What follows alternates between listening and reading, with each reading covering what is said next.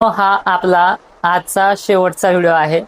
कारण की महाराष्ट्रामध्ये परिस्थिती खूप चांगली असताना सुद्धा पुढील कंडिशनवरती खूप वाईटरित्या भाष्य केलं जाते. अनेक गोष्टी आहेत, आपण व्हिडिओच्या माध्यमातून पाहूयात. 13 मेला जेव्हा आपण पोस्ट केली त्यावेळेस त्यामध्ये सर्व अंदाज दिले होते. महाराष्ट्रामध्ये आतापर्यंत जे काही अंदाज दिले ते अगदी योग्यरित्या पार पडले, पण समजून घेणारे मात्र त्यापेक्षाही प्रो लेवलचे निघले. निगेटिव्ह कमेंट करणाऱ्यांनी तर हद्दच पार केली आहे.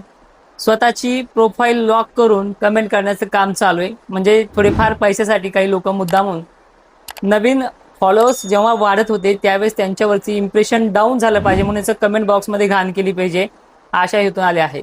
आता आपण पहिले अंदाज बघूयात आणि नंतर पुढे काय होणार आहे आणि काही प्रश्न आहेत जे आपण शेवटच्या टप्प्यामध्ये पाहूयात. अल्निनो हा तीव्र आहे, पण एकटा मान्सून महाराष्ट्राच्या किंवा भारताच्या पावसाचं गणित ठरवत नाहीये. 2023लाही सुद्धा अल्निनो आला होता, यावर्षी त्याच्यापेक्षा थोडं जास्त आहे, पण परिस्थिती त्या लेवलची गंभीर नाहीये. तुम्हाला मी एक स्क्रीनशॉट शेअर करून देतो. हा गॉडझिला नावाचा जो की अल्निनो आहे, स्वतः IMDनं मागच्याच आठवड्यामध्ये महापुराचे ढगफुटीचे संकेत आहेत असं व्यक्त केलं आहे आणि ही परिस्थिती त्या काळामध्ये उद्भवते. दुसरा महत्त्वाचा प्रश्न, शेतकरी दरवर्षी 15 पासूनच पुढे पेरण्या करतो. काही क्वचितच जर उन्हाळ्यात पाऊस झाला तर त्या पाण्यावरती पेरण्या करतोय.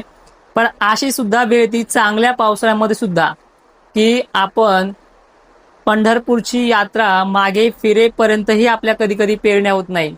त्या काळामध्ये अशा स्वरूपाचा मॅसेजेस, अशा स्वरूपाच्या गोष्टी येत नव्हती. यावर्षी काय झालं नेमकं, काय कारण आहे त्या बाबतीतही बघूयात.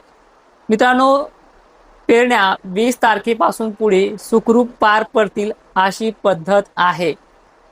कालपासून वातावरणामध्ये बरा बदल होतोय. आज चांगला झालाय.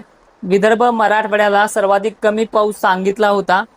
त्याच विदर्भ आणि मराठवाड्यामध्ये पूर्व भागाकडनं पावसाने अवकाळी का होईना पण सुरुवात चांगली केली. आज हिंगोलीपर्यंत, जिंतूरपर्यंत, थोड्याच वेळात रात्री परभणीपर्यंतही मजल मारेल. काही ठिकाणी जालन्याच्या पूर्व भागामध्ये म्हणजे जसं की परतूर पट्ट्याकडे सुद्धा तो मजल मारेल. वातावरणाची अवकाळीची ही क्रेज आहे. 15 आणि 16 जूनला मान्सून, ह्या दोन्हीपैकी कोणत्याही तारखेला मान्सूनचे वारे आणि मोसमी वातावरण हे दाखल होणार आहे. आजही ढगांची आवृत्ती त्या पद्धतीने आपण पाहिली, कारण की ऑलरेडी IMDनं जाहीर केला की सोलापूरपर्यंत मान्सूनने मजल मारले. IMDचा तुम्ही मागचा अंदाज बघा. त्याच वाऱ्याने जे आणलेलं बाष्प होतं ते आज मराठवाड्यामध्ये दुपारपर्यंत सर्व जिल्ह्यांमध्ये होतं. इकडे भोकरदन वगैरे भाग असेल, बीड असेल, सगळ्या भागामध्ये होतं. हळूहळू मान्सून ह्या 3 दिवसामध्ये महाराष्ट्र आपल्या वाऱ्याने व्यापणार आहे आणि 17-18 जून पासूनच मान्सूनचे काळे ढग, कुठे हलक्या सरी ह्या सुरुवात होणार आहे. 18 आणि 19 तारखेला चक्क मराठवाडा विदर्भामध्ये मान्सूनचा पाऊस सक्रिय होणार आहे. पण मी तुम्हाला 20 पासून पुढे का सांगतोय, कारण की परिस्थिती त्या पद्धतीनं ही मान्सूनची झिमझिम पावसाची किंवा इरबळ जरी पडला तर बारीक पावसाचा असते. त्यामुळे 20 पासून पुढे चांगला पाऊस, जसा जसा ज्या ज्या भागात होईल त्या त्या पद्धतीने पेरण्या करायच्या. पण 20 पासून पुढे पाऊस चांगला बरसणार सुद्धा. मराठवाड्याला, विदर्भाला 2 दिवस पाऊस बरसू द्या, 20-21 पर्यंत बरसू द्या, नंतरच पेरण्या करा. कारण की ही जी जोखीम आहे ही आता घेणं मी पण सोडून दिलेली आहे. दुसरी महत्त्वाची गोष्ट, खानदेशकर असतील, पश्चिम महाराष्ट्रकर असतील, मराठवाड्याच्या आणि विदर्भाच्या तुलनेमध्ये 1-2 दिवस उशिरा तुमच्यापर्यंत पाणी पोहोचतो. त्यामुळे 2 दिवस यांच्या तुलनेमध्ये उशिरा येऊ शकतो. पण मान्सूनचा पाऊस, मान्सूनचे ढग, मान्सूनचं जे काही सगळं वातावरण, टेम्परेचर कमी होईल ते तुम्हाला 20 तारखेलाच पाहायला मिळणार आहे. 20 तारखेला तुमच्याही भागात पाऊस सुरू होणार आहे. पण जी मोठी ऍक्टिव्हिटी आहे थोडी 1-2 दिवस यांच्यापेक्षा वेट आहे. पूर्व विदर्भातल्या नागपूर, चंद्रपूर, गोंदिया या भागांना ही कंडिशन अत्यंत चांगल्या पद्धतीनं अवकाळीचीच पुढचे 15-16 तारखेपर्यंत जास्त आहे. नागपूरमध्ये अनेक ठिकाणी मेघगर्जनेसह पाऊस होईल.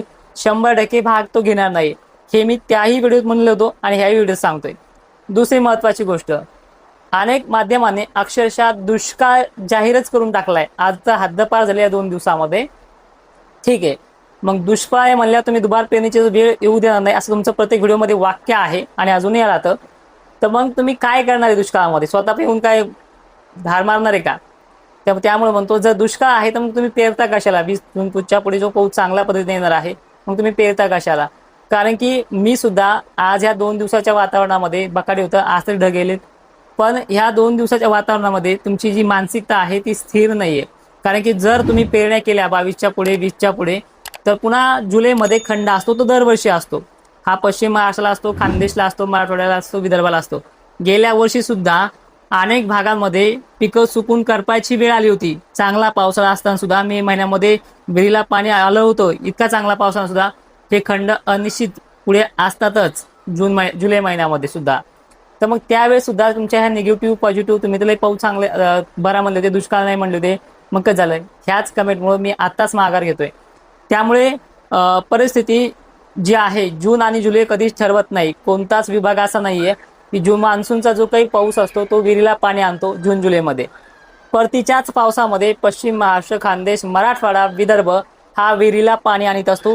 ही परिस्थिती आतापर्यंतच्या रेकॉर्डमध्ये आलेली आहे. सगळ्यात महत्त्वाचा प्रश्न, मी आज का माघार घेतोय? कारण की ह्या लोकांनी ह्या गोष्टीवरती सुद्धा एक उपाय काढला असतो त्यांच्या व्हिडिओमध्ये उद्या पदशील पळ काढत असं पुढची परिस्थिती पाहून. हे पहा, जगातील टॉप मॉडेलचा विचार करून अभ्यास करणारा अभ्यासक आहे. गेल्या वर्षी याच जुलै महिन्याच्या बखाडीमध्ये प्रयोगशाळा बंद करेल अशी भाषा केली. दिलेला वेळ, दिलेली टायमिंग, दिवसा आभाळ सुद्धा नव्हतं, त्या टायमिंगला पाऊस दाखवणारा तज्ज्ञ आहे. बाकी तुम्हाला माहिती आहे. आणि ज्या ज्या दिवशी चेंज होईल, ज्या ज्या दिवशी वातावरण सक्रिय होईल, त्या त्या दिवशीच वातावरण चेंज झालंय.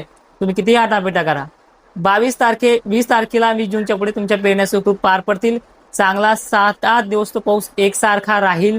काही ठिकाणी एक दिवस लवकर येईल, तर काही ठिकाणी 1-2 दिवस उशीर येईल. हे मराठवाड्याच्या, विदर्भाच्या आणि खानदेशच्या बाबतीत सांगतोय. आणि त्याचबरोबर मान्सूनचे हे जे काही टप्पे आहेत हे असेच राहतात. पूर्ण पावसाळी पॅटर्न बदललेला आहे मागच्या 10 वर्षापासून. मान्सूनवरती पाऊस डिपेंड नाही, हे तुम्हाला मी वारंवार सांगतोय.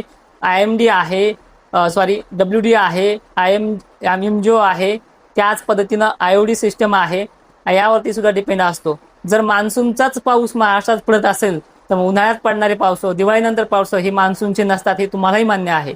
तुम्हाला 2-3 गोष्टी लक्षात ठेवा की कधी कधी मान्सूनच्या पावसाच्या पेरण्या जुलै महिन्यातही झालेल्या आहेत, यावर्षी तरी जूनमध्ये होतील.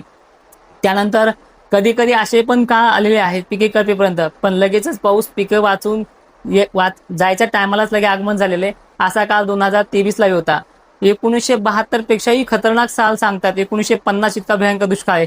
मग तुम्ही शेतकऱ्यांना पेरायच का लावतात? कारण की पुढे खतं टाकायचे, मेहनत घ्यायची, मजूर लावायचे, पुढे चालून तो कापूस जाणारच असेल तर मग दुष्काळ असेल तर पेरायला कशाला लावता?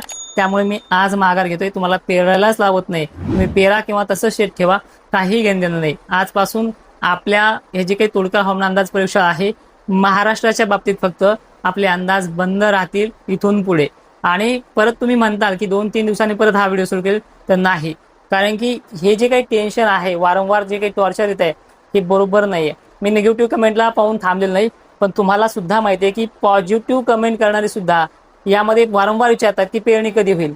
तुम्हाला एकदा सांगितलंय, तुम्ही माझ्या पूर्ण पोस्ट चेक करा. माझा फक्त एकच अंदाज चुकलेला आहे. बाकी जुलै महिन्यामध्ये दिलेले अंदाज जे आहेत, 8 तारखेचा पाऊस, 7 तारखेचा पाऊस, ज्या भागांना सांगितलं त्या भागांना ॲक्युरेट पडलेला आहे. त्यामध्ये काही गफलत केली नाही. तुमच्या भागापर्यंत बारीक विजा वगैरे थेंब का होईना पडलेत त्या दिवशी. दुसरी महत्त्वाची गोष्ट, ज्यावेळेस तुम्ही स्प्रिंकलर लावताय, वाऱ्याने थोडी दिशा बदली की एखादी साईड कमी राहते, दुसरी साईड जास्त होते. ते तुमच्या हातचा असून ते दुसरीकडे एकीकडे कमी जास्त होतं. हे प्रकार होत असतात. शेवटी तो अंदाज आहे. पण एक मला म्हणायचंय की आता ही जी काही कंडिशन्स आहेत पुढील पावसाच्या, त्या चांगल्या आहेत. तुम्हाला IOD पॉझिटिव्ह राहून, MJO सुद्धा चांगला राहून तुम्हाला पुढील पावस चांगले येणार आहेत. परतीच्या पावसात सुद्धा विहिरीच्या पिण्याच्या पाण्याचा प्रश्न सगळ्या विभागाचा मिटणार आहे. गेल्या वर्षी सुद्धा असमान वितरण होतं, जे सांगतायत आता बरेच जण असमान वितरण राहील, आमकडे कमी कुठे जास्त, हे दरवर्षी होतं. गेल्या वर्षी सुद्धा विदर्भाला चांगला आला तर खानदेशला कमी राहायचा, पश्चिम महाराष्ट्राला चांगला आला तर इकडे पूर्व विदर्भाला कमी राहायचा. हे सगळं होत राहतं. तुम्हाला ह्यामध्ये सगळ्या गोष्टी माहीत आहेत. तुम्ही किती वर्षाचा रेकॉर्ड चेक करा, किती वर्षापासून तुम्ही पेरणी करता, हे तुम्हाला सगळ्या गोष्टी माहिती आहेत. तरी सुद्धा गेल्या वर्षी काय झालं हे तुम्हाला ह्या वर्षी माहीत नाहीये, त्याच्या 10 वर्षात काय झालं हे माहिती नाही. हे लक्षपूर्वक पाहा. अनेक शेतकऱ्यांचा ह्याच प्रश्न असतो की पाऊस कधी पडेल, आम्ही पेरणी कधी करू. तुम्हाला पेरणीचा सगळा संदर्भ माहिती आहे. दरवर्षी आपल्या पेरण्या 15 पासून पुढे होतात. मला ह्या व्हिडिओमध्ये जेवढं बोलायचं होतं तेवढं बोलत होतो. आणि इथून पुढे माझे अंदाज सोशल मीडियावरती दिसले ते समजून जा की ते जुने व्हिडिओ आहेत.